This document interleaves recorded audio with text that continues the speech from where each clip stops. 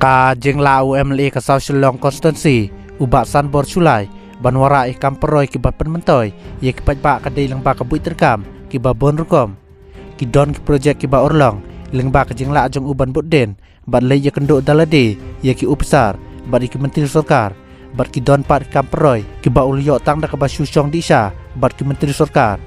ka we ning kita ki project ka bala orlong lang ba ka jeng disha jong ba san bor sulai sipela hasekretariat kadai ke jeka sumar ka basi phojing thie ka balaya sha-sha ke jeng petrei halum pereng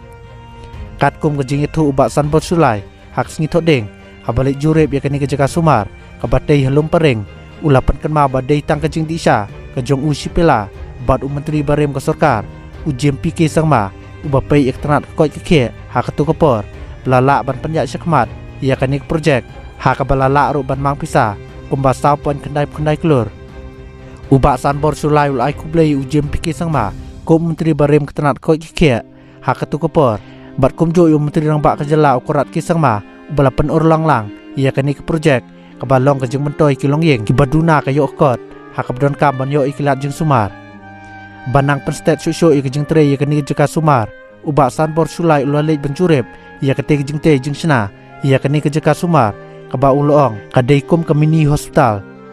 latei hak jaka ka bahe kumban 2,000 square feet bat ulapan pa ko jesngu iktra jaka bala ais ngu baha bante yekte jaka sumar labu thong ban pendem no kloi khnang basdang ajeng skrino nado unailor arjar upsan ulong bakani ke jaka ajeng sumar ka badon chphojung thie kan ai ke jeng skri nakam ta kinok sinong ka lumpereng barok ka wei ki banwan na kilong ying long sem baduna kayo kot ki bom kot bor ban lej pha sumar sikiwe ki jaka sumar kaban sisha ka jingerap ubak san bor sulai ulai kublero ye ki dor basnong ki balak resan lang ban pha ek jing terwas ka sarkar nakam ta ban yo ek ni jaka sumar hapok snong ha ka ba ka sarkar kan penpiang ye kilat jing sumar hang ni laong ba san bor sulai